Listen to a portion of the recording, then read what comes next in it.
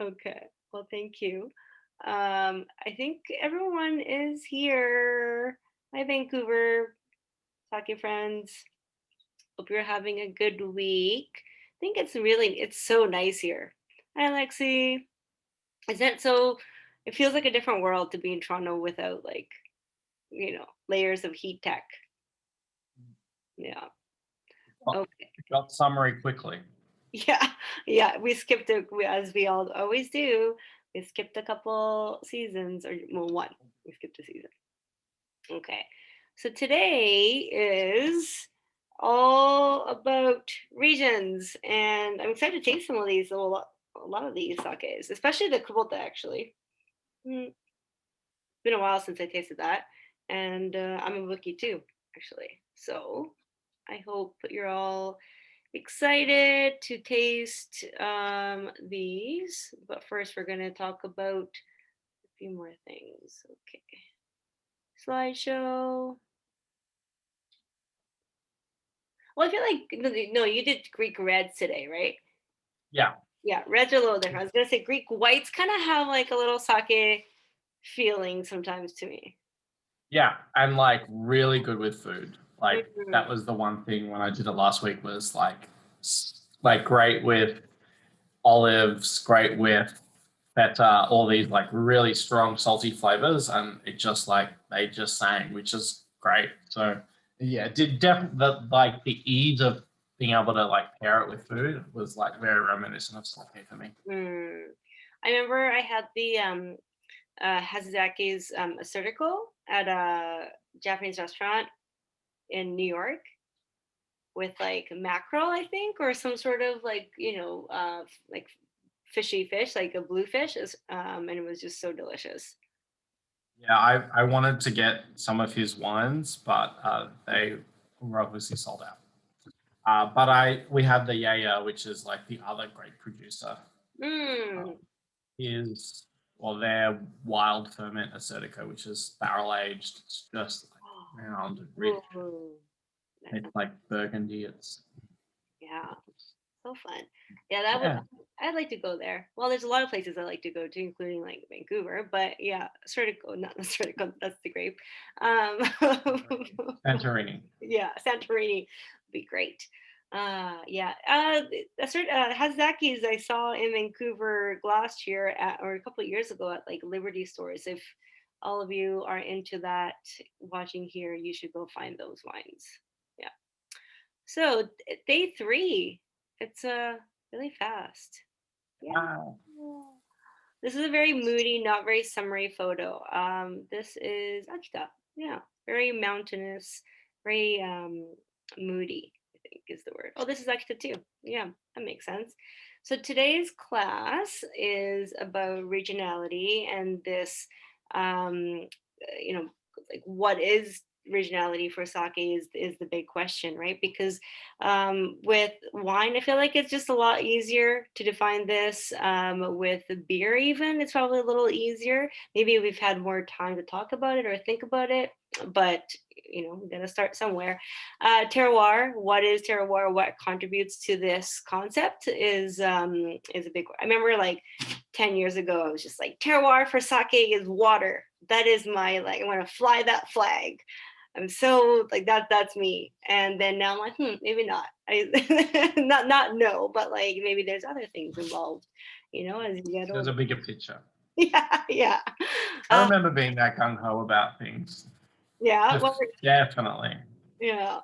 Like this. Beaujolais, my Beaujolais phase, where it was like, like Beaujolais is the greatest red wine Oh, ever made. it's I still very mean, it delicious. is, it's delicious, but Yeah, there's other things too. You know? So we're going to talk about natural factors like geography, where there's mountains, where there's coastlines, what that does. And then there's also human factors like the movement of people. Japan's a small country, but of course it's very diverse. You go to like one of my favorite things going to Japan is getting different regional variations of like potato chips or pocky or pretz or any of those things. Kit Kat, they can go to Kyoto and get a Kyoto only Kit Kat. That's amazing. That like hyper regionality within such a small country is impressive. Yeah. Kind of crazy sometimes, but impressive nonetheless. Yeah. Trends, what were, oh, yeah, ingredients. So, when we're talking about rice specifically, or let's say yeast, which we'll cover today with a few sakes, what that means, trends. So, there's definitely times when people or like groups of brewers are all like, okay, we're really excited about this. And then everyone starts doing it. And then next time you go back, they're like, we're over that. It's like anything. There are trends. Culture, the people, the food is a big, I think, point of interest. I think a lot of people are into the food, and I get asked a lot, right? Like, what is the classic pairing of this region? Which is it's kind of hard to answer. Usually it's like older wine people who ask me, well, what are you supposed to eat with this kind of question mark. So, what that means, where we're going, and how can we push those limits. Historical context, Toji guilds. If you are talking to a Toji from a specific area or a specific guild, they're going to tell you this is how we do it, and it's the only way. Whereas if you talk to someone else, they might be a little different. Evolution, yeah, I feel like that's kind of part of like trends and direction of where we're going. Okay. So geography, as we were talking about, it's a really long country, Japan. Within Japan, there's about 1,300 breweries still around and surviving or thriving, and they're all, they're all in different parts of Japan, and they all have uniqueness to each of them. It's a 3,008 kilometer country, apparently, northeast to southwest, and all over. I'm sure a lot of people here have been to Japan. And if you go to Hokkaido, people sound different and they eat different things, and they might even look different, right? So it is a very diverse country that has a lot of regional cuisine, which is why, like, you go to Tochigi Prefecture during strawberry season, and it's just like strawberry land. Everything is strawberry. Whereas if you go to Hokkaido, you would have never seen a strawberry field, most likely there. Seasoning is big. Like, it's like anything really, like pasta or perhaps even like lasagna, right? Like, if you go to the north versus the south, or just like one family over, your miso soup probably tastes different because your stock is different and what you put in is different as well. So these are really important factors when we're talking about geography. So what is regionality? I think it's a really big question when it comes to sake, but we're talking about the style of sake, or like what people are drinking, but also how it's influenced by the physical surroundings, also who makes it and what it's made out of. There are so many things that we can change now, or tweak, or make different decisions that people 10 years ago or 15 years ago or 100 years ago couldn't. So we're in a very interesting time where we have a lot of choice, but we also have restraints and things that we don't want to change.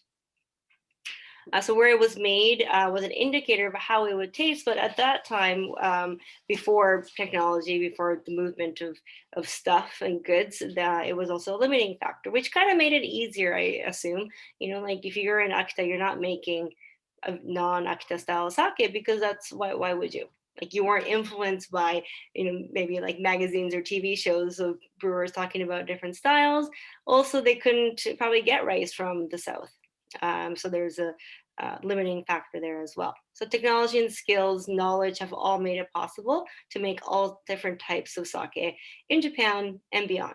So regionality, there are some things that we really want to talk about and cover, but it's also really important to remember that we can make a lot of these things in different places. Whether or not we do it is a different question, but you certainly can do it.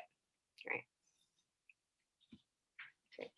So ingredients, of course, by now we've talked about rice, water, yeast a lot. I did this here right now. I don't have koji in here. Of course, that is a really important ingredient, but we're going to talk about these three ingredients first. Rice is a really kind of hot topic. lot of sake bottles, no matter what it is, will tell you this is made with Yamadanishiki or this is made with this. You know, it's something that people are really proud of, and they're going to tell you if even if they're not. Sorry, I was going to say if they're not proud of it, that's not true. That doesn't happen. Everyone's proud of the rice that they use, right? They're choosing it for a certain reason. But different climates are going to be suited for different types of rice. The same way that you know, here Sangiovese in Ontario might not be the easiest choice. People do it. Actually, in BC, there's some Sangiovese being grown. Yeah, but you know, there's suitability. There's also like challenges, or there's people who want to endeavor to do new things, but there are definitely things that are more suited to your environment than others, right? So bigger, older rice versus early ripening rice. This is kind of the two big classifications. And if you ask a brewer, how was this vintage, like 2019, how was the rice that year? They're going to say, well, which rice, right? And the which rice is usually the earlier rice or the later rice. So the later ones ripen, get harvested later into probably around October. And then the early ripening rice is going to be the cooler climate, shorter grains, shorter plants themselves. So if you go hiking in BC, as everyone does, the higher up you go, the shorter the plants get, the like needlier the leaves get. And that's all part, that's the same kind of concept in nature that we get with rice. So if you go to Hokkaido, you're not going to get huge, big, tall trees, or you're also not going to get really big, tall rice varieties, right? Of course, with global warming, that's all really changing, but yeah, as is anything, right?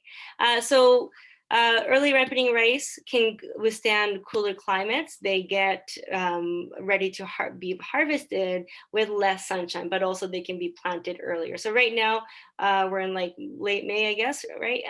In late May, a lot of these seedlings would already be planted. And in the next, how many months? 4 or 5 months, we're going to see different stages of rice, and we'll probably be told what's going on throughout the season. Oh, okay. So sake rice is cultivated for certain suitability. As we said, if you're in a region with lots of snow, then yeah, it's going to be really tough in October to harvest. So when a rice field is ready to harvest is when it's had the right amount of sunshine. So you can obviously physically see it when it's ready, but also it's by like number of hours of sunlight, right? It's a little different for grapes. And then with water, we have water hardness. I've talked about how Vancouver has amazingly soft water, kind of explains the great coffee scene and tea scene probably. It's very soft, but the hardness is only really one part of it, right? So magnesium and calcium together give you the hardness number, but that's really only one part of it. You have other minerals that are needed for brewing that can come from the water, but it can also come from the rice. So like a little extra side note is that if you want to make a sake that has enough minerals, enough nutrients for a good, like strong fermentation, you also need to be aware of how much the rice is melting, because that melted rice gives you other minerals that you need for your fermentation as well, right? So if you make a koji that doesn't melt the rice as much as you want it to, then you're going to get different results, right? So it's pretty fascinating how these all like link up and line up. With yeast, we've got 4 very different sockets today, and they are pretty sure they're all 4 different yeasts.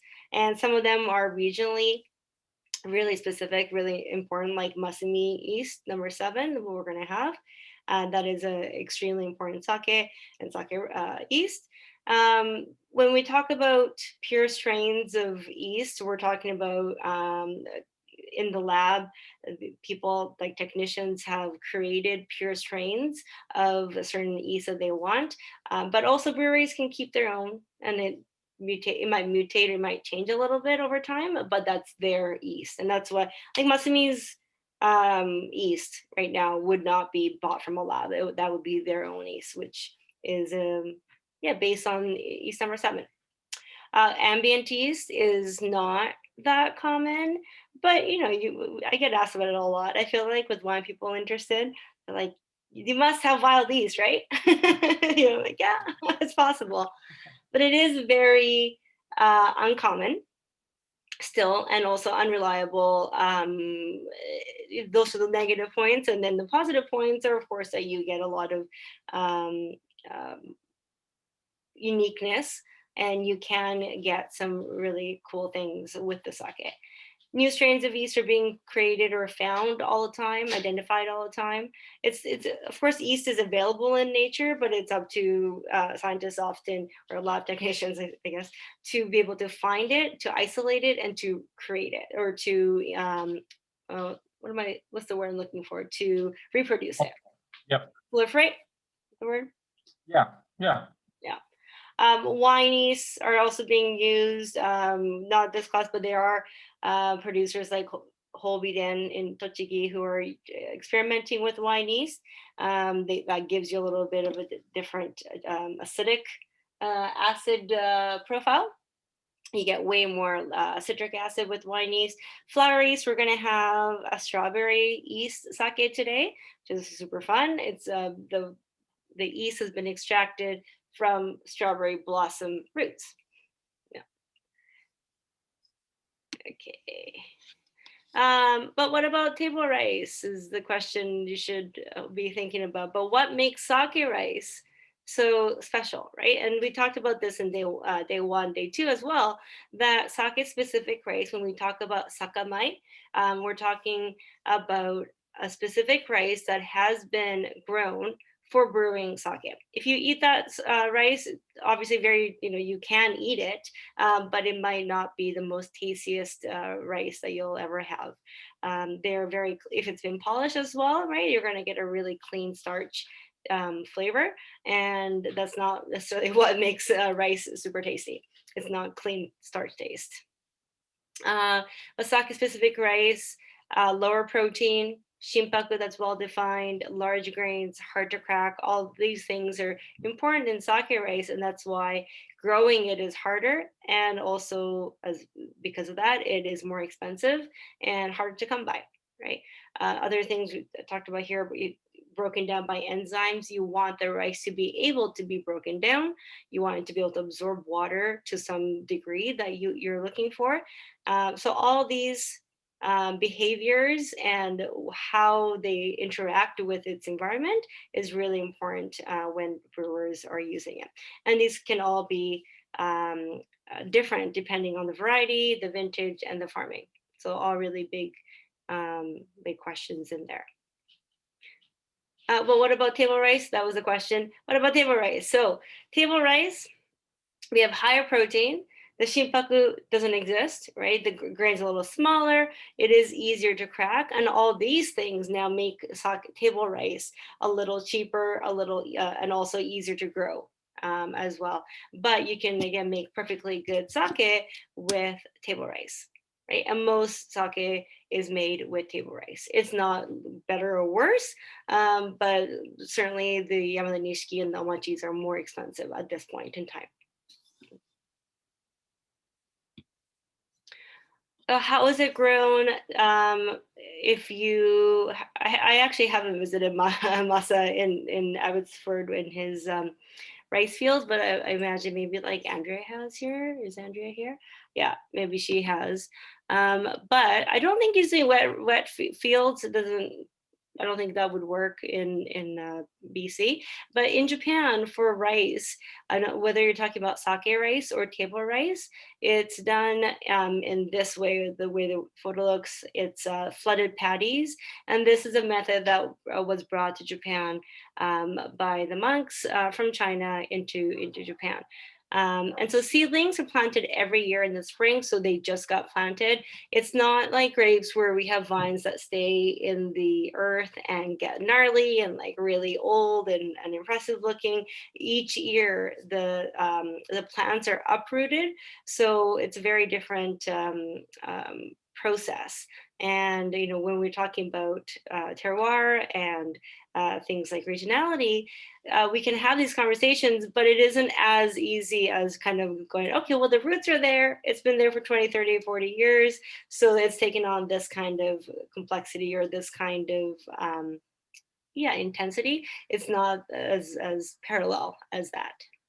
Right. But the patties are drained and reflooded usually once a year. Usually twice a year, but sometimes it's just done once a year. But this draining, so they kind of basically have like a plug and it gets drained, right? But this gives the rotting vegetation access to oxygen, and also allows things to decompose properly, and the nutrients are given back into the plants. So if you've like studied or maybe even just read about like certain farming methods, whether that's rice or grapes or what else, like vegetables, even, right? Things like crop rotation.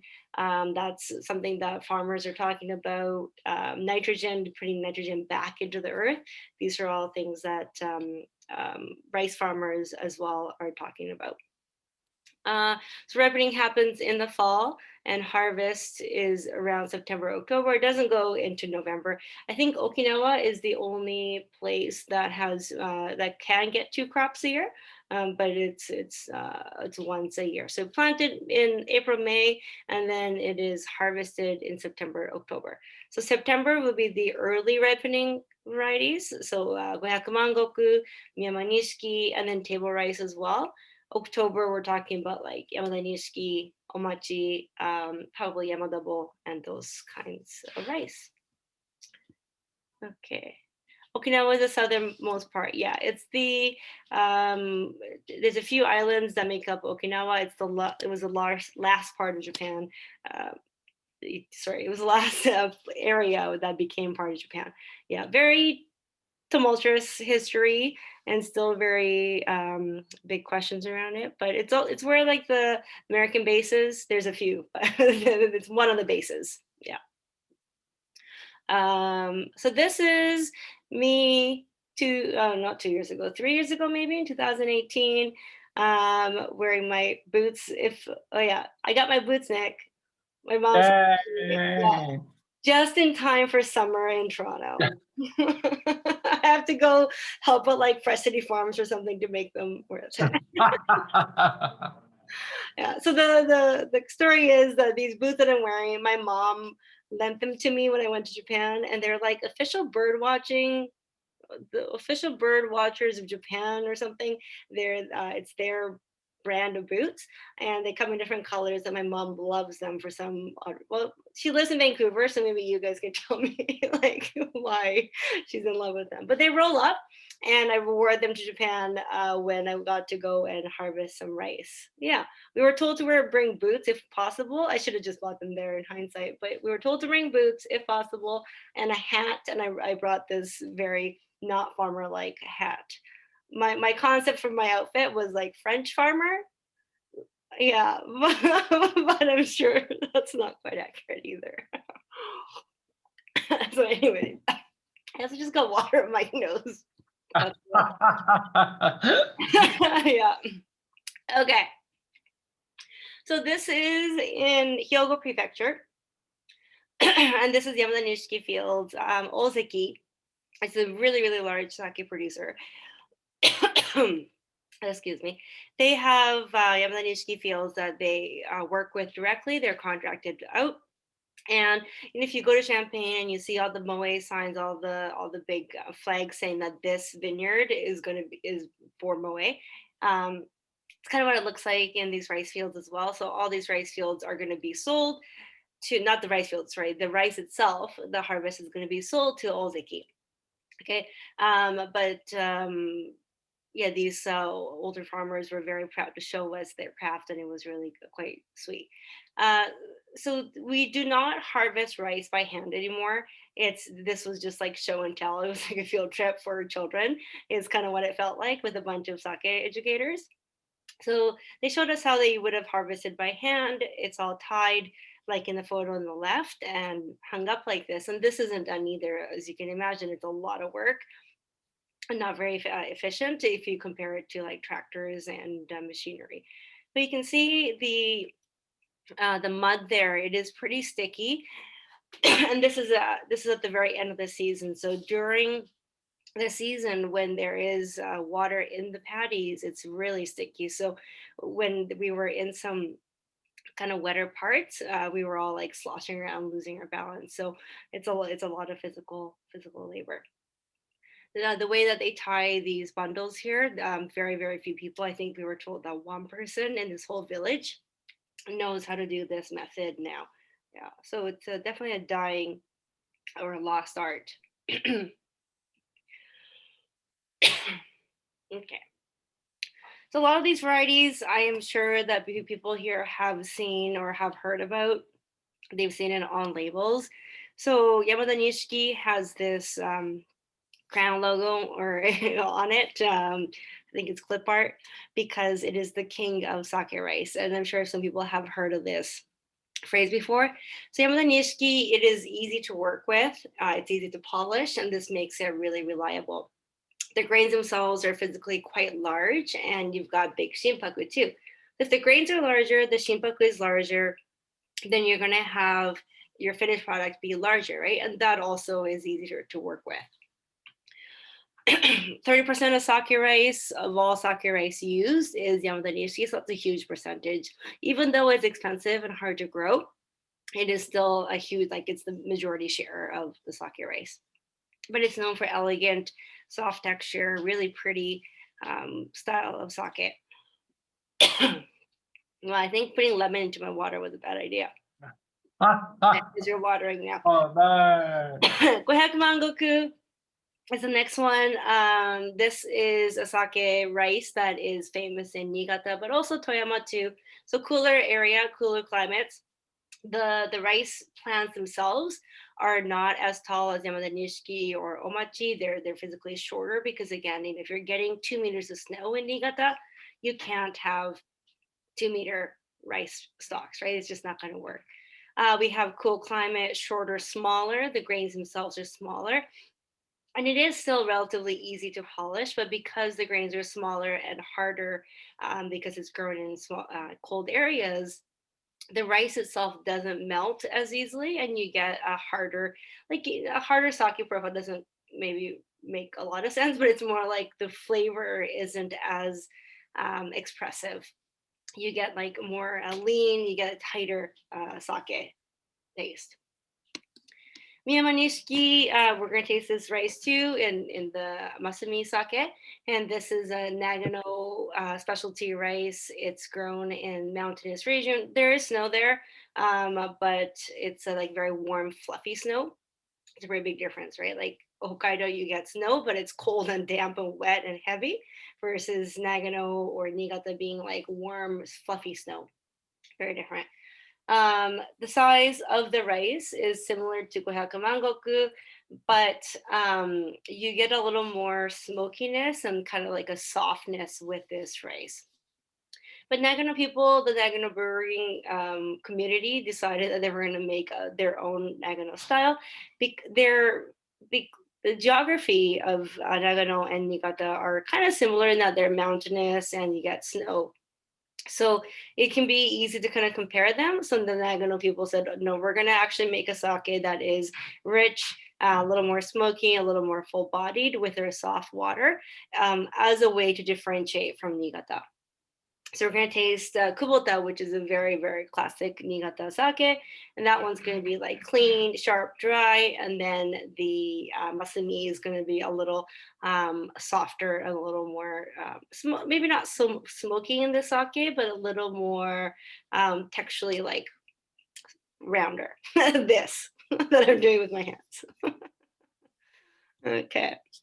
Dewa Sansan, Omachi, these are, I love both of these rice varieties personally, but Dewa Sansan is a Yamagata specialty. Dewa is the old name for Yamagata prefecture back in the feudal period. So if you see the word Dewa, then it's talking about Yamagata things. So you can have like Dewa. There's a lot of Yamagata rice varieties called like Dewa Sansan, of course. Yeah, Dewa no Sato, Dewa no whatever. And it's all speaking about Yamagata. So you kind of have to know a little bit of history, I suppose, in order to this Dewa Zakura, if you've seen that, right? Sake as well, delicious sakes, and that's definitely from Yamagata. This rice, you get a very a subtle herbal quality, but you also get like a lot of fruity. You can get a lot of fruitiness and richness. It was only registered in 1997, so it's really recent compared to if you look at Omachi, 1866. Dewa Zakura, yes, beautiful sakes. Yamagata sakes as a whole, they have like a structure and sharpness and just like they're really well balanced. So yeah, Omachi 1866, Dewa Samson's 97. So like only what 21, 24 years ago. But it's already in the top five because it's so great to work with. And I think you can make some fun sakes. Omachi, this rice is famous from Okayama Prefecture, and if you get it, you can get like really tight in where it's from. So Okayama is the prefecture.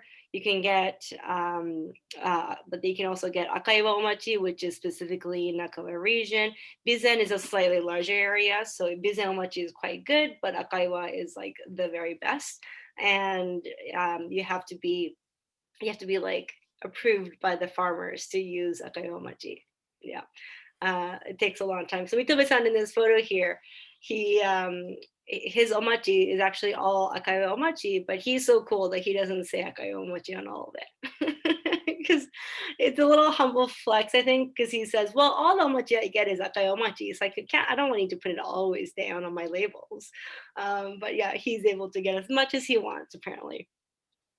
Or, omachi so much is for people who love sake made from omachi rice. I did not make that up. It is a thing. Lots of people are. I think Nick, you are. I'm definitely in that camp. But you Yeah. get larger grains. It's difficult to grow and it's difficult to work with. You don't know always what you're gonna get, unlike Yamada Nishiki, right?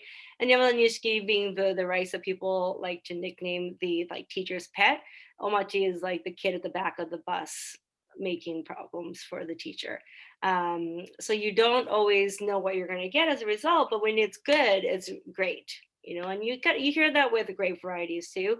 I think there's some like ancestral varieties that maybe you didn't know how to use as well at the beginning, but it worked out really well.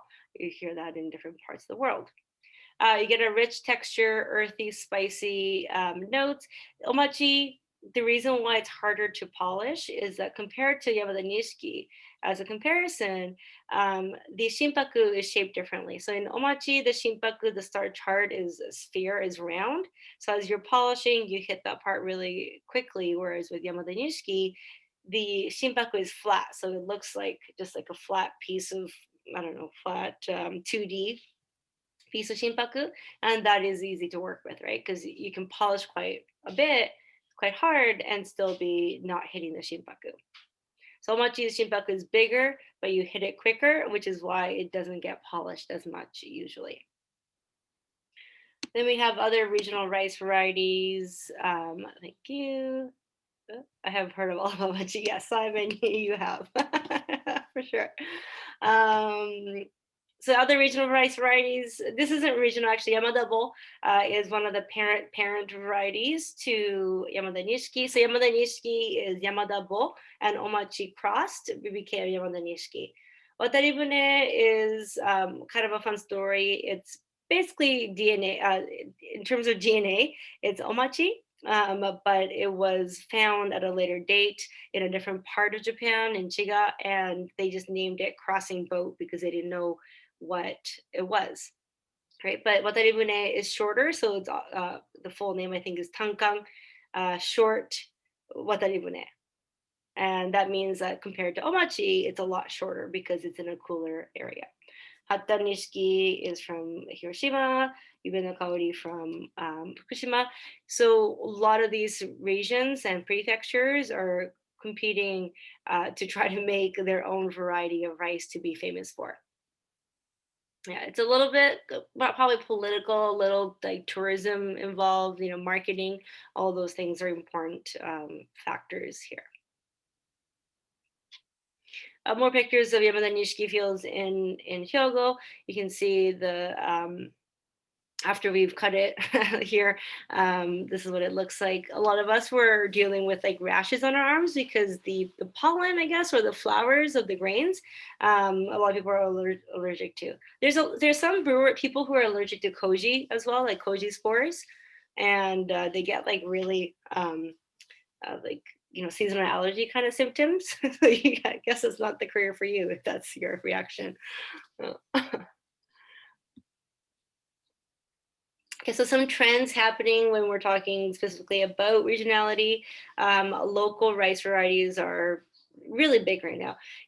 Up until quite recently, you talked a lot about your Yamadanishiki rice being from Hyogo and how great that was. Whereas now brewers are saying, okay, well, I kind of want to be more local. I want to go talk to the farmers. I want to go see the farms. So I'm going to use local rice, and that can be table rice or it can be sake rice, right? Either or. But local is something that people are starting to be proud of, and that's great because you don't have to travel far to get it. And what grows there, or what thrives in your region, probably there's a reason for that is the thinking around it. So prefectural labs are in perpetual race, it seems like, for new yeast, new rice, new methods. And ambient yeast certainly is becoming a hot topic. So this photo here of Terra Honke Sake, Daigo no Shizuku, this is polished to 90% only, so only 10% is removed. It's made with ambient yeast. He has chickens running around in his not in his brewery, but on his property, and you can see it is clearly very unfiltered, very low intervention. But this ages really interestingly with a lot of acid, as you can imagine, and a lot of sugars too. But it's a big big conversation point. Singularity, rice separated by plot. I know like Tyler here and a few other people maybe did the ID series tasting with Dachi, with Miki and I a few weeks ago now, 3 weeks ago. And that brewery, or that brewer, he made sake separated by plot. So the numbers were the addresses where they were made, and they were brewed in the same way, to show that where you're growing the rice and who's growing the rice has an effect on the rice you're going to get, and then ultimately the sake. Right? Rice specificity. This goes back to like local to some new varieties. Same koji for all sake. Even I learned today that the Kubota, which is a very classic brewery, their koji for this Kubota Senju is 50%, whereas the kake rice is 55%. So here they're using the same koji rice for a lot of their sakes, maybe all of them even. Aramasa does this, Senkin does this too, where they're using the same koji rice and the same koji, and that gets put into all the different sakes, and that becomes like the foundation or the heart of the sake. But the kake rice, the fermentation rice, can change. Less polishing, brown rice, 100% rice, 90% rice. That is more and more common. 80% is like not that impressive anymore, I feel like 80, okay, I've seen that. 90 is the new kind of popular The edgy sake. one. 90 is still pretty edgy. So if hopefully you can think this through, that 90% means you've only removed 10%. So less polishing, you've got more nutrients, you've got more flavor, more activity, more fermentation, most likely, right? And you can control that for sure, but you're going to have a lot of flavor precursors, things that give you more intense, whether it's sweetness, it's more acidity probably because the koji is working really hard, or you've made a strong koji as well. But these things are going to give you just more flavor at the end of the day. And yes, again, we can overcome this by technique. You can use like really low temperature, you can use kimoto, you can use specific yeast strains, but less polishing is going to give you more flavors. Um, but if you ask someone who's really a technical taster, or a scientist in a lab for in the brewing society, or the National Research Institute, they're going to tell you that according to them or according to the sake people, some of these flavors are off flavors, right? And you can um, enjoy it and like it and drink it, but some people are also going to tell you that these things you shouldn't want, right? So it's an interesting time where that's being questioned, and whether we call something a fault or, oh, someone said to me once, whether you call something a weed or a flower, that's just a human thing, right? Like, yeah, I guess so.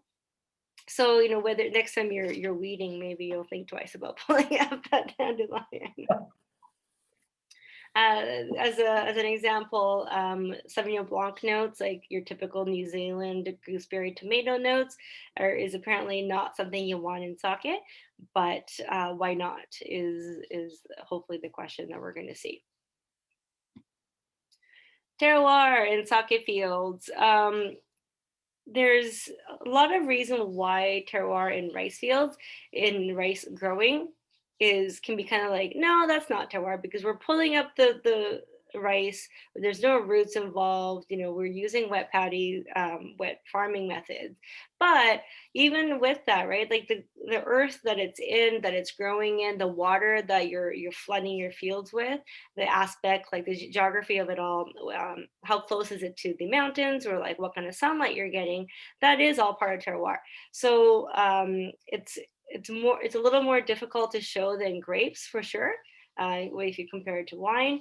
But it's really interesting what people are starting to ask with that. So ID series, Matsumoto-san is the easiest to kind of to bring up as an example. But even people like Matsuno and even Jikon, like he does Yamada Nishiki from his own prefecture, his own city versus Hyogo prefecture to show the difference. Because Yamada Nishiki, same rice grown in different places, is also going to be different, the terroir. Who grows it isn't the thing too. If you're a farmer that believes in the natural cycle of things versus not, then that's going to give you different results. How much pesticides or fertilizer you use or don't use is all part of this question. So this is the god of lightning, apparently, is who bestowed this land with this stream in Niigata. So Niigata, we're going to have Kubota, but this is actually a picture from when we were visiting Hakkai-san for 8 peaks, and you can see it kind of looks like a lightning bolt, which is why they called it lightning. God of lightning back in the day, I presume.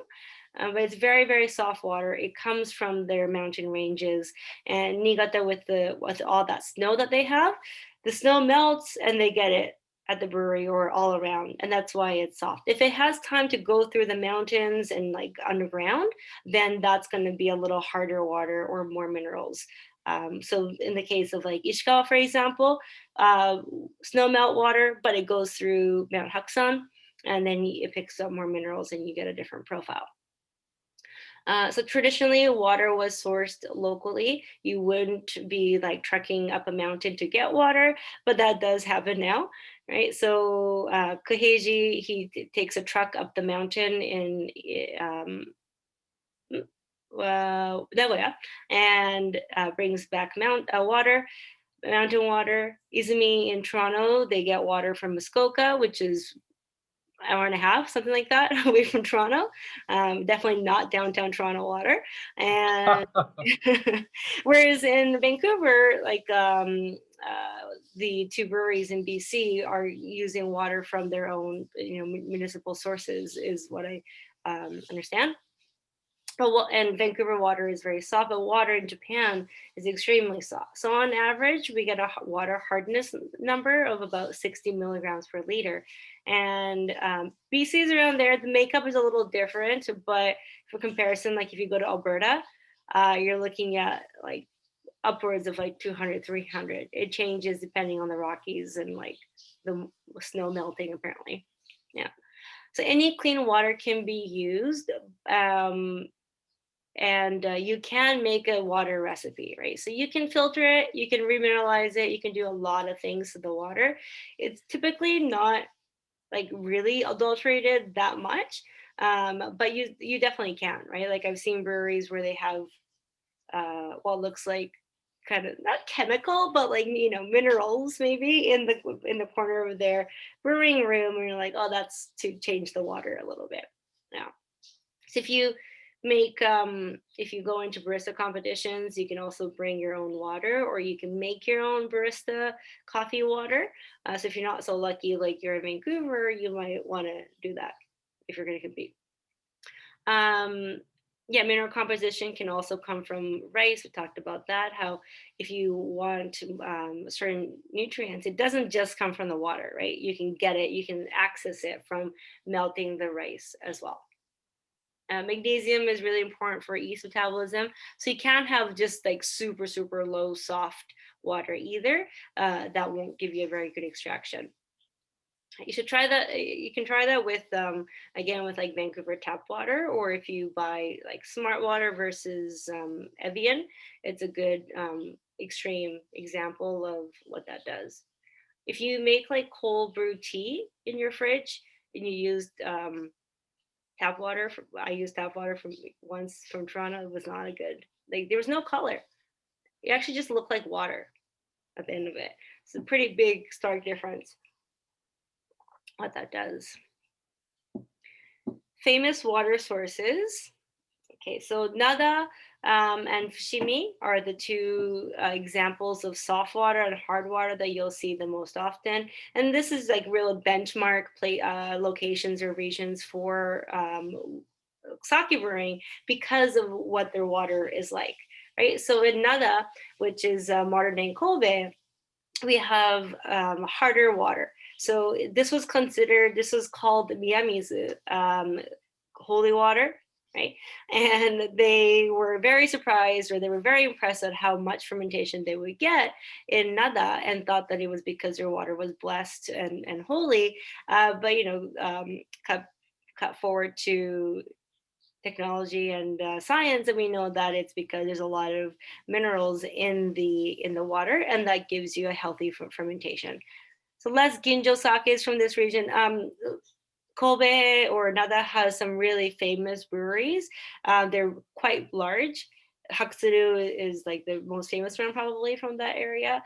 It's interesting that now in that we're in this like ginjo era of making bright, like aromatic, crisp sakes. Kobe is having a bit of a hard time with identity, and like they want to win awards for their sake, but it's hard to do so because I think they're kind of constricted by like what Kobe sakes have been, and where they want to be.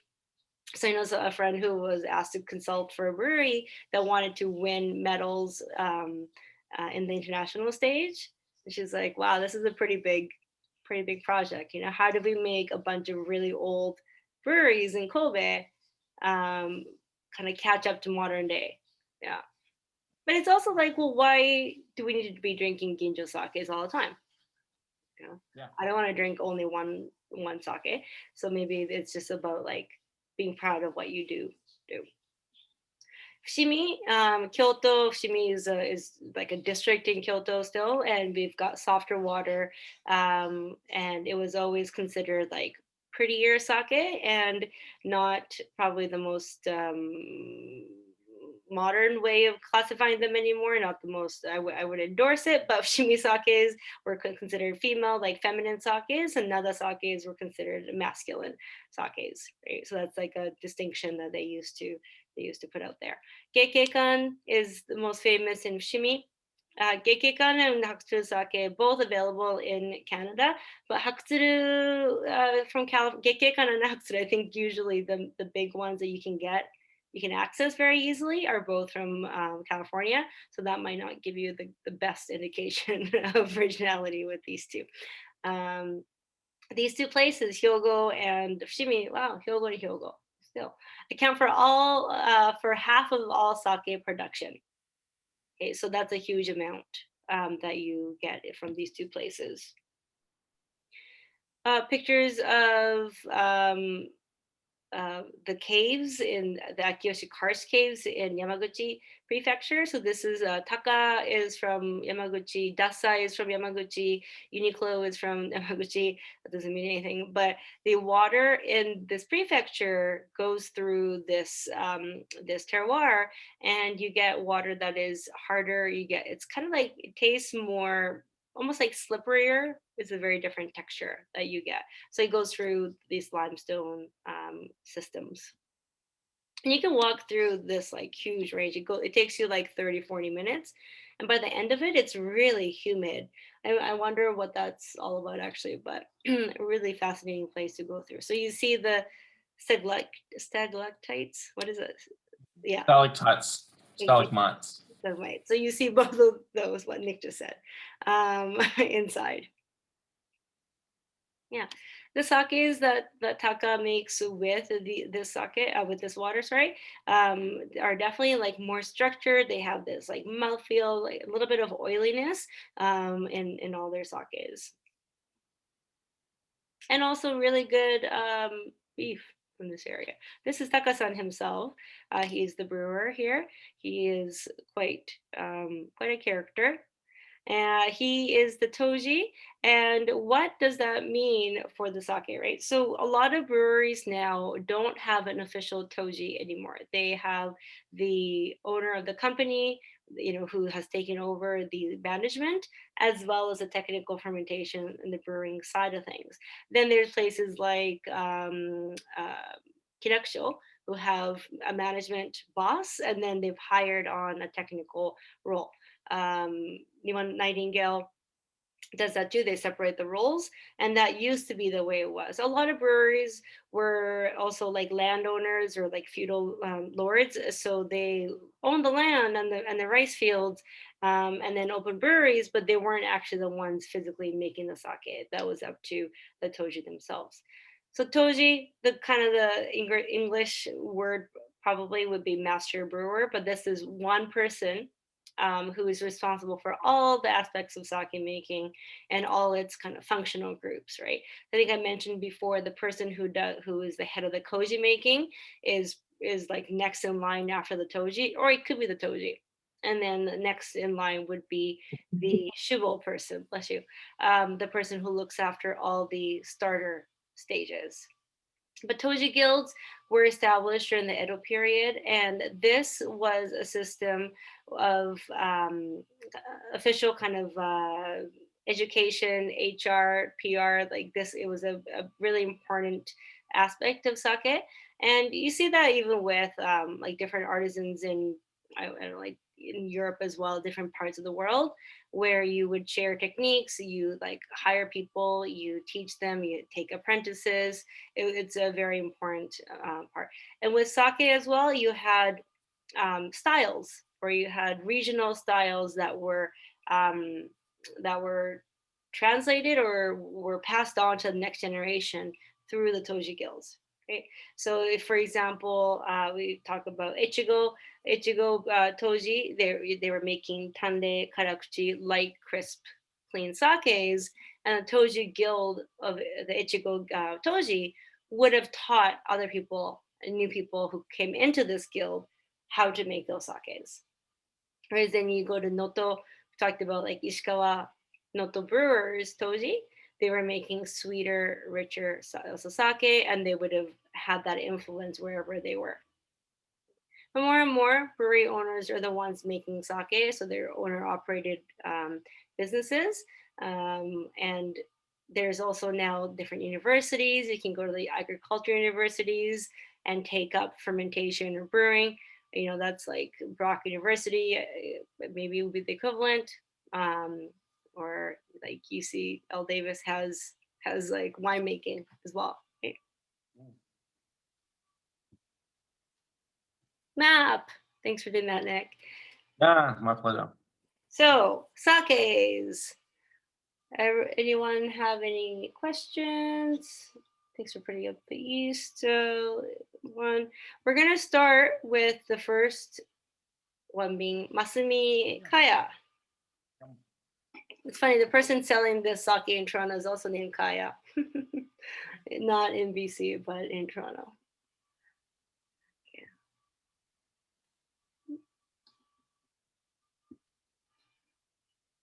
So this sake, Masumi, is from here, from Nagano. You can see the little yellow star there. And Nagano is landlocked. It is mountainous and very much in the center of the country of Honshu.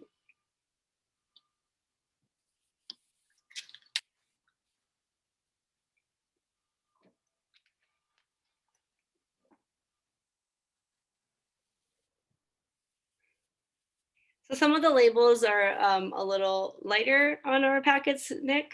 We had a little spillage on Oh route. no. And I figure the culprit was the Nigori for next class. I think exploded. How sticky and like Yeah, it was, yeah. I had to rinse it a little bit. Okay. Yeah, thank you. So sake number one, Masumi, right here, and really in the center of the country of Honshu. And this is a very much like regional Nagano, but sake, Masumi sake. This is East number seven, aka Masumi East, but it's also Miyama Nishiki rice and Hitogokuji rice, both from Nagano. Miyama Nishiki, the characters are a beautiful mountain, and it really explains this region.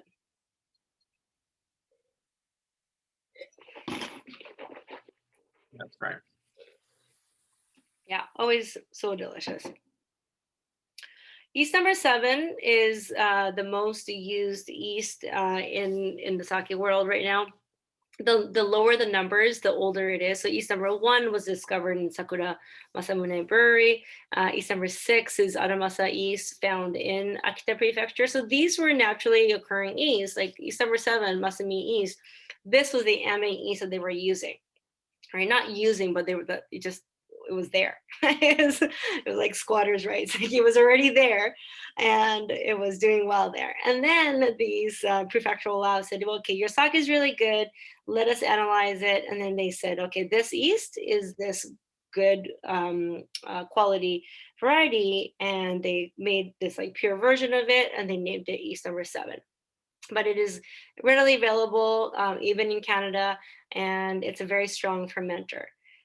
Generally, the higher the numbers go, the more modern it is, and the weaker it is. I think, Nick, thank you for posting that yeast website. So it'll give you, if you want to read up on each of the yeast things that make some of these special. Right. So number seven, you get a little more acidity. It's strong fermentation, not ginjo notes, right? This is Jinmai, and you get some like melony kind of fruity.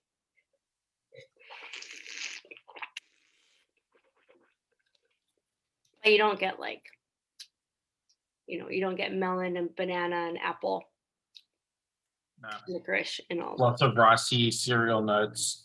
Noise is like a saline kind of quality. Mm-hmm. And it's polished at 70% because apparently it's the whole seven thing. 777. I should read that. They have a great website. It's in English as well, so you should go look at it. Temperature or service isn't tonight, but if you want to try this warm, these pouches warm up really well. We found out yesterday. So you can put them in like a little warm water.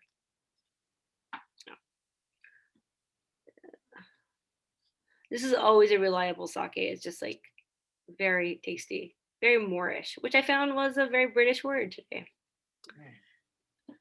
So the second sake is Kubota. And this is a sake from right here, from Niigata Prefecture. And this is the Senju. And Niigata sakes are extremely important. So they still win a large number of the gold medals, all the awards in the sake brewing competition. They're a little bit less, Niigata sakes have become a little less trendy. They're not trendy sakes, is what I'm trying to say.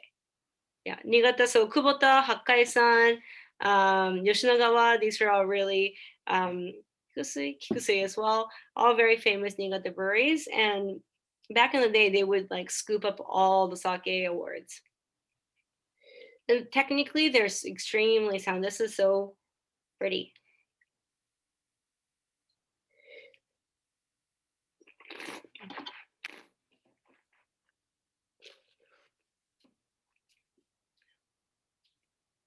So you're really classic ginjo, like really crisp, not acidity crisp, but like sharpness.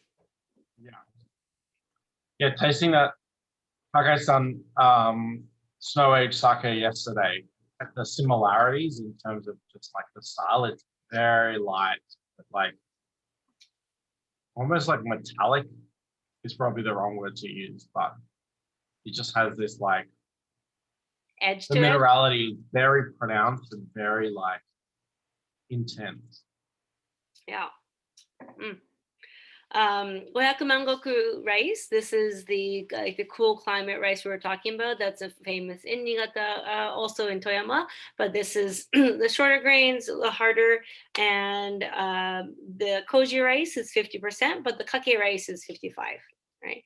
And tande karakuchi, I wrote the kanji here. So tande karakuchi, light and dry. This is like as specific to Niigata as it gets. Other prefectures might make a light and dry sake, but it's not going to be like this. This is just very Niigata, soft water, this crispness, and the Ichigo Toji, right? The Ichigo influence is really obvious in this sake. You could drink a lot of that. It's meant to be drunk a lot. Really easy, very easy drinking. Yeah. That's great.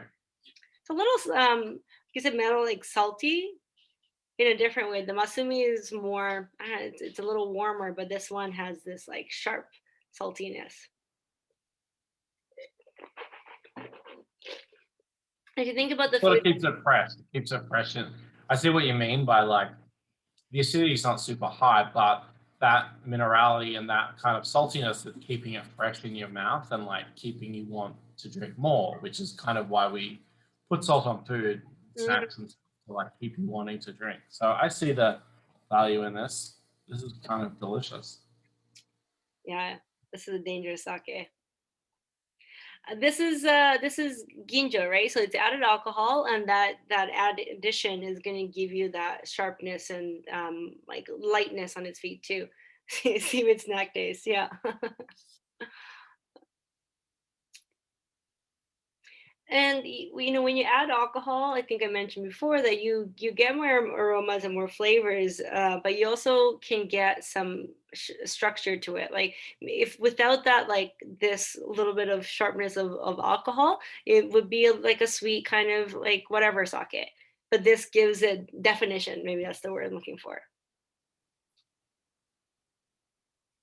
Niigata's food, you get lots of pickles. You get like snow. Oh, sorry, like sun dried peppers mixed with koji in a paste, and that's like your condiment. So not very like flashy. Like you don't get a lot of sweetness. You get more salt and savory and like herbal. So that all lines up, I think. And rice, of course, is really big. Kake is the cooked rice, is the fermentation rice. So koji, right? The rice that the koji rice versus the kake rice, the ratio is always 80-20 around there. But the koji rice is 20%, and actually the kake rice is 80%. But that 20% of the rice that goes into koji does a lot, like defines the whole sake altogether. So the koji is 50. And then the kake is what gets added into your fermentations. Okay, the next sake is Mimuro Sugi, and this one is from Nara here. So Takacho, we had the Bodaimoto, right? Last week, the really like warm, kind of funkier, little wilder sake, and Mimonosugi are both in Nana, and they're both really good friends. Actually, they're both part of this like revival group that is trying to. That's not like a band or anything, but they're trying to bring back ancient methods, and yeah, and like market them together.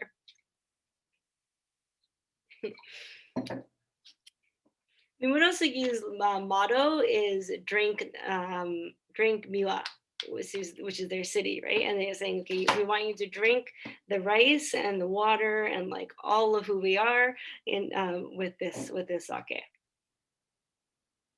Nara is the old capital of Japan, and then it became Kyoto, and then now it's Tokyo. But historically, extremely important, especially religiously. You get like it's a temple lovers, temple hunters dream. There's people who like love going to castles and churches, right? It's like temple shrine version.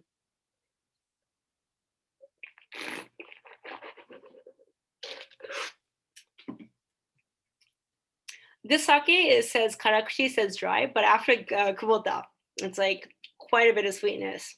It's so different.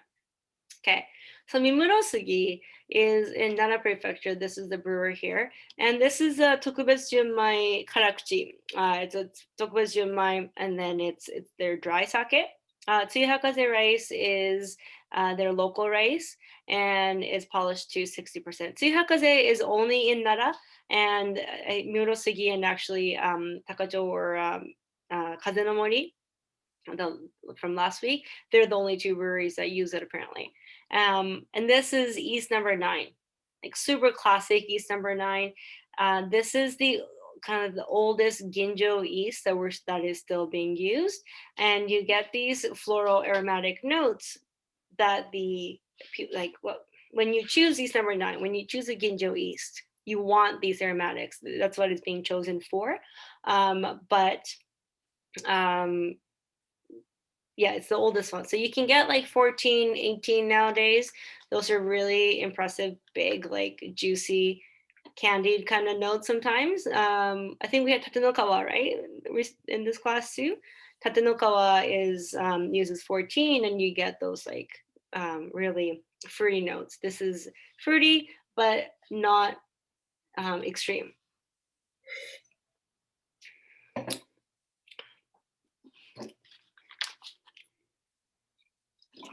There's a little like astringency and like almost like pithy. Yeah. Quality to it that gives me like almost like tannin feel.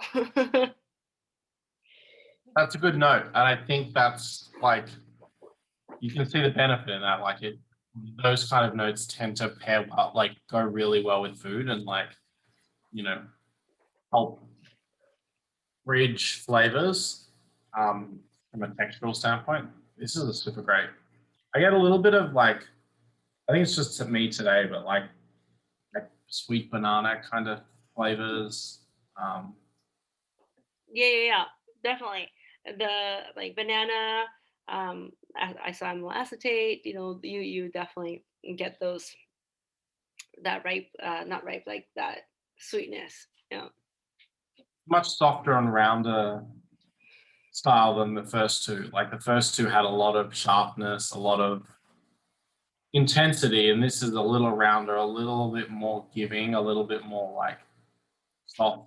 Soft is the wrong word. Hmm. You know, Yeah, a little like friend, like I supple. don't know. Yeah.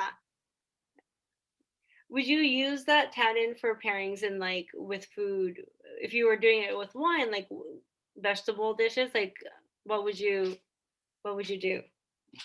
Yeah, that's a good one. Like I think things. I think there's a lot of vegetables that have this like bitterness to it, and I think even citrus, like a grapefruit, like Mm, because this is like would have like a different sweet acidity profile. It'd be interesting to taste this with like some grapefruit or some kind of sweet citrus because I think it would change the flavor of that sake. ends of the citrus completely complement each other. I think you'd get different notes, different flavors completely. I think that would be super fun pairing. Yeah, maybe like a citrus, like segmented citrus salad with some herbs too, right? Yeah. Yeah. I bought this big bag of Korean Korean herbs. Like it said, Canadian picked no Canadian herbs, but it didn't say like what it was. But I think it's you're supposed to like blanch it and cook it a little bit. Was what I realized afterwards. But I ate a lot of it, pretty much raw. And Sean was like, I think that's a little fuzzy. But like that bitterness that you get with minari, like the movie Minari, but cilantro as well and watercress. I feel like this was watercress might be Yeah, that is a good one. Watercress. yeah hot pot. I'm thinking like watercress hot pot now.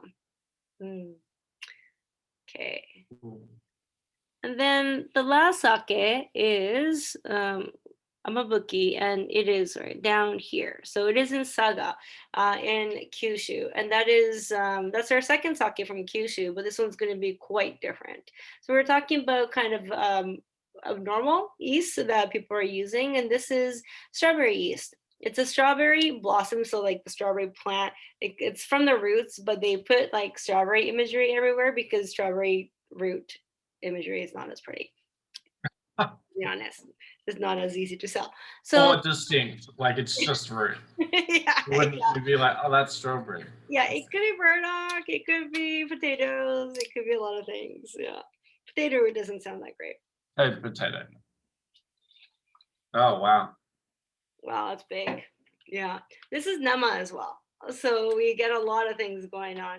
So Amabuki is the brewery, and they make flour yeast sake. So they do have some with like normal sake yeast, but the vast majority of what they do is flour yeast. There's an apple yeast, there's a belia, there's sunflower, all those. And the head brewer, or the president actually, with the white pants, he is when he went to the agriculture university, his research topic was this. He's very, very like well dressed always. Is like white pants, pointy shoes, neck scarf, and it's this very like European look. And his sake brewery is just like so pretty with like flower imagery everywhere. Even their forklift is painted pink, and it has like Oh, I like flowers. that. I'm not mad at that. Yeah, I wish they had like some female brewers or something. That would also add to the charm of it. But it's all like sweaty men, clean but sweaty men brewing. It's very iconic. The bottle, the flavor. I didn't know if I'd like this, and I still don't know if I like this, but I respect it as a Yeah, it's very a well made.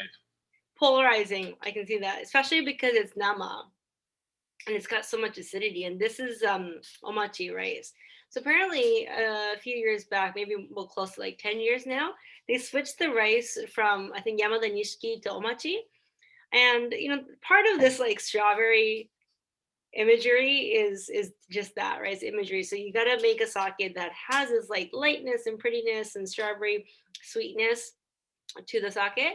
And when they were using it with the nishiki, apparently it didn't have enough like juicy fruitiness, and so they switched to omachi. So Yamada nishiki being like quite soft, you're not going to get this kind of layer of acidity. So omachi rice was, I feel, kind of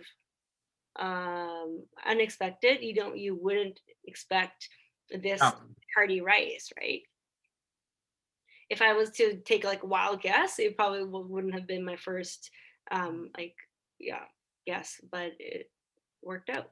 And so yeah, I now, can see the appeal, how it balances the Amachi kind of balances the high tones of the yeast. It's great. mhm, that's true, yeah. And the website was talking about how like chilled is obviously recommended, but also warmed at like 25. What did they say? 25? Now I'm thinking back, like that's really low, but slightly warmed. And so if you warm it slightly, you're going to get this like more sweetness and more richness, and then the acidity I think will still be there. But this is made in hot Yamahai. Nope, that's not correct. Sorry, it is made with hot sokujo. Yeah, I showed a photo of their like shibo tank covered with blankets and like plastic on top, so it was really steamy in there. So 55 degrees. They're in Saga, right? Which is here. Like it's really warm. You're gonna get even in October, November, you're gonna get warmer temperatures, like close enough to like 15, 18 degrees Celsius, the weather. So when you make sake down there, if you try to make a cold fermentation sake, whether it's kimoto or sokujo, it's going to be pretty hard, and you have to use a lot of electricity and methods that are maybe not as natural for that environment.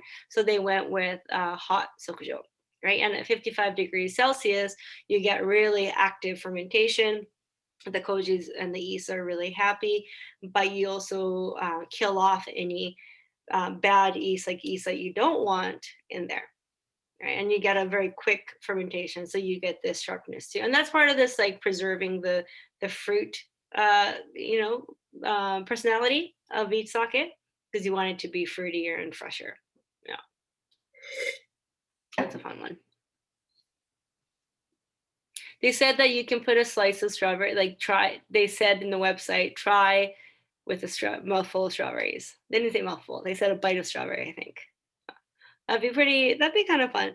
I'd like to try it with like chopped strawberries, or like muddled maybe, or a little mint or herb would be, and citrus I think would be nice.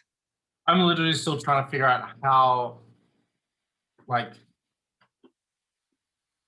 how a yeast from a plant creates those flavors. Yeah, allows fermentation. I'm like, I understand it. I'm just trying to like dig a little deeper and just go, this seems like witchcraft to me. I just don't know. I get it if you found a yeast just in life that these strawberry notes, but the fact that you find it on a strawberry, it again, witchcraft. Yeah, yeah. These people in labs, scientists.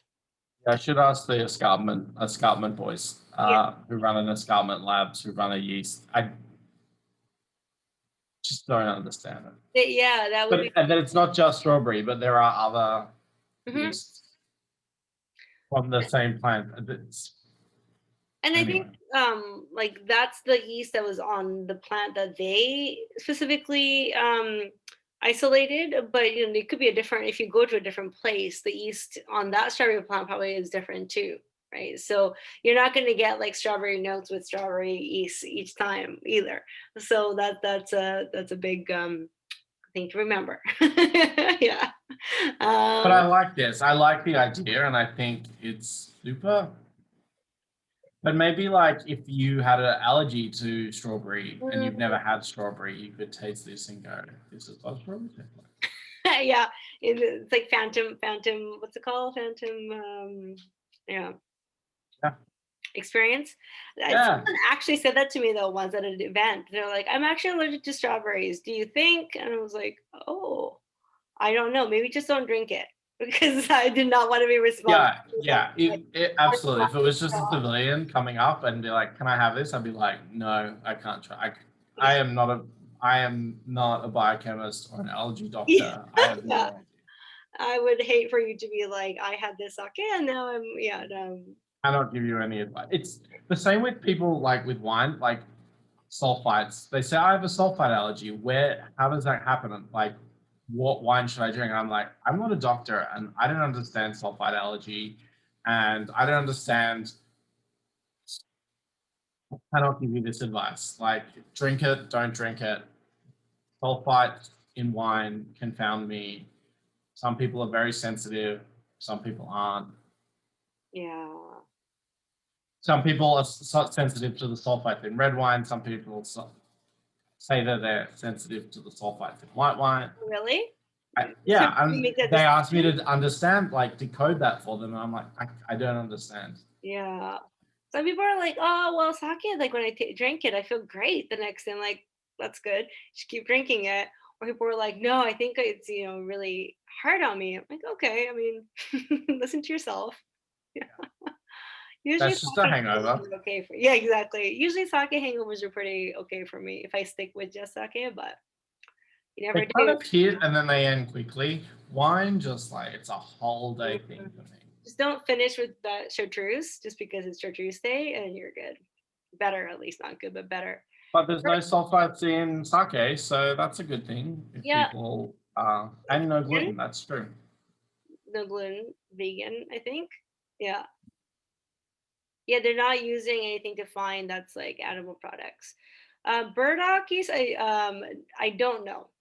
I haven't heard of it, but it would be very cool to have it at Burdock restaurant. So someone should get on that. Again, this Cartman Lab guys would be the people. So that protecting the industry is what I call this slide. GI, geographic indication, what became something that brewers or the industry started working on back in 2015. And the word nihonshu, so nihon meaning sake, sorry, nope, it's not what it means. Nihon meaning Japan, shu, the other word for sake. So nihonshu became protected in that if you're making sake in New Zealand, you can't call your sake nihonshu. This is a way to try to protect the industry the same way that champagne or like Chablis or whatever else is protected in that place. I remember when I first started working in retail, like 16 maybe years ago, there was definitely Chablis from the US and champagne from the US. So, it's not a big step, but it is a step, I think, in to try to get to somewhere. The whole point is to protect the quality, the integrity, reputation, the name itself. And so we have a set of criteria to meet when we're talking about GIs for sake as well as other things. Local organizations like Haksan GI, Haksan being the city in Ishikawa that, for example, like Tengamai is in or Todorigawa, this is restricted to sakes made within the criteria that Haksan GI sets out. Dewa 33 is a little bit more singular, a little more difficult to achieve the Yamagata GI, which in 2016 became a thing. So if you want that Yamagata GI sticker, it has to be made in Yamagata Prefecture with domestic rice. So politically, as a side note, like Yamagata Prefecture has like 200 plus brewers, and in order for this to pass, they had to get signatures of agreement from all the brewers. So there are some really big producers in there who said, well, if you say that I have to make my sake with Yamagata rice, then I'm not going to sign it, right? Because they have reason not to want to sign that. They're not going to be able to call any of their sake Yamagata GI. So for better for worse, we have a lot of powers at play when we're talking about organizations like this. Yeah. And this, I think the point of not having very many women in the industry is you just think if you watched the sake movie called, oh, I can't think of anything these days. There was a sake movie. The first one was all about like John Gottner and Philip Harper and like non-Japanese people in the sake industry. The second one was Maria-san. There's a few other, like there was a sake female Toji. Um, Damn it. Someone, Michihiro, are you listening? Can you? Yeah. Are there any international hotspots for sake? Bangkok and LA have big Japanese populations, and both the US and Thailand are big rice producers. Internationally, US is definitely probably the biggest. There's like Brooklyn Kura, which is in Brooklyn, right? And it's like super interesting sakes. They use white koji, they do all sorts of things, and the people, the owners, Brandon, yeah, Brandon used to be like head of something, technology or UX for American Express, and then the brewer is a microbiologist. There's like in the US is always new breweries. The UK has, I think it's like third brewery now. Spain, a lot of places are making sake. I would say the US is pretty big. There's still some breweries in Brazil, for example, or Korea, where the Japanese immigration and sometimes like army was, there's breweries still in those places. Yeah. But so US rice, like Calrose rice, would be the biggest source of non-Japanese rice for these. Now, but there is Yamada Nishiki being grown in Arkansas. Oh, Brazil is a big rice producer. That makes it. Yeah. I know we have a sake producer, Taihizan, whose son is now like interning at the brewery in Brazil. Yeah, to learn. Yeah, women in the industry, not very many represented. Yeah, unfortunately. Still, no. Any questions from anybody? No, No. super clear. Yeah. Favorite sake? Mm, I really enjoyed Kubota. They were all very different. I'm glad. Yeah, they're very different. Yeah. Which year? Kubota. Kubota. Yeah. Kubota. Very tasty. But How? then the Masumi, Mm, I drink a lot of it. It's very good. It's very affordable. how proud? How, Can't go wrong with it. spot prawns and sake, Andrea. That makes me very jealous. Vancouver spot prawn season is like right now, right? And it's pretty delicious. Do you like shrimp? Not really. I'm not a big shellfish eater. I'll eat it, but I just don't. Oh, okay. Well, if we ever go somewhere, I'll eat your shrimp. Yeah, Yeah, absolutely. definitely. Scrape it off the plate. This spot prawns like ramp season in Ontario, where just Oh yeah, everything has ramps in it. yeah, definitely. Yeah. Every menu, I think, because it's just so short. But ramps, I'm getting a little bit like done with these days. I don't need it as much. Yeah. Oh, that's a good question. Yumi's asking about where do you buy these sakes from? Yes, they are all available in Vancouver. Um, so let's see. If we start with Masumi, I think Michihiro got all of these in private liquor stores. So Legacy, Kit's Wine Cellar, Jack's, right? I can send you a list of where they were purchased and where you can get them. Kubota, I think, is often in the BC Liquor Board stores. 39th and Canby has a lot usually. I think Brig House in Richmond. I know you're in like thank you. Cool. Oh yeah, Alexi works for me still TV. Kubota Mabuki both at 39th and Campy. Great. Yeah. Well, 39th and Campy probably has the biggest selection, right, Alexi? Because you're there. Well, In reality, yes, I think so. Yeah. Yeah. You've had what's in me. Amazing. Yeah, these are all available. All the sakes for all four classes have been like sourced from BC. We want to make sure that you can actually drink them afterwards as well. Yeah. So next week is the last class. It's week 4. And it is about service and pairings and storage, what you want to age. So make some room in your closet and, start a sake cellar. Or yeah, if you wanted to get some like what's it called, like a radler or beer to add to your nigori, like I made everyone do recently with my post. Yeah, pretty tasty. we'll warm up one of the sakes, right? Yeah. So, Yeah. you know, I recommend putting a pot of water in, like boiling it. Like, don't boil it. Like, get it to like 60 degrees. Take it off the stove. Let the pouch just like sit in there for a little bit.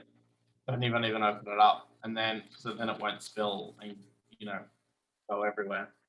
And then I did it like yesterday. It's a great way to heat up sake. It's like Unless you have a sake warmer or whatever, but yeah. obviously that's Even fancy. then, like these are so easy to put in, and these Yeah. it's kind of like the Korean or Japanese curries, that you get. Imanishi does it too, but you just put this in like warm water and you warm up your curry that way. Um, Heat and bag. hmm? You heat the heating bag Yeah, the heating system. bags. Yeah, exactly. Yeah. Yes, we'll put that in the email as a reminder of what if you want to get those things. You want to get some food if you aren't doing that already, kind of every week maybe. And yes, I will send the map so that you can have it for your wall or screen. Yeah. Michiro, my question was just about like where you got these, but I think we sorted it out, so we're good. Okay, thank you everybody. See you next Everyone. week. Have a good week. Oh, it's a long weekend, so see you on Tuesday when you'll be needing. Ah, Uh, yuzu, what's yuzu godoi? Is that a beer? Gosho. Oh, okay. Yuzu gosho. Okay, yuzu paste. Okay, yuzu paste. Yeah. Yeah, that is very good. I just like yuzu gosho in general, so I put that on there. being able to buy. Does anyone sell yuzus like the fruit? The fruit itself, you can buy it from like Japanese food suppliers, but they're really expensive. You can buy the juice. I think I've had this. I think I've had this conversation with you before. Yeah, yeah, you can buy the juice I though. think I ask you every 6 months. I keep looking for you. Like I've got yuzu juice. It's concentrated. It's great. But just curious. Want to put like actual yuzu in. PC's a little easier because it's just like so much fat. There's so many more flights to Vancouver, I think, especially right now. Yeah, I can find it next time. Okay, Okay. thanks guys. See you Bye. soon.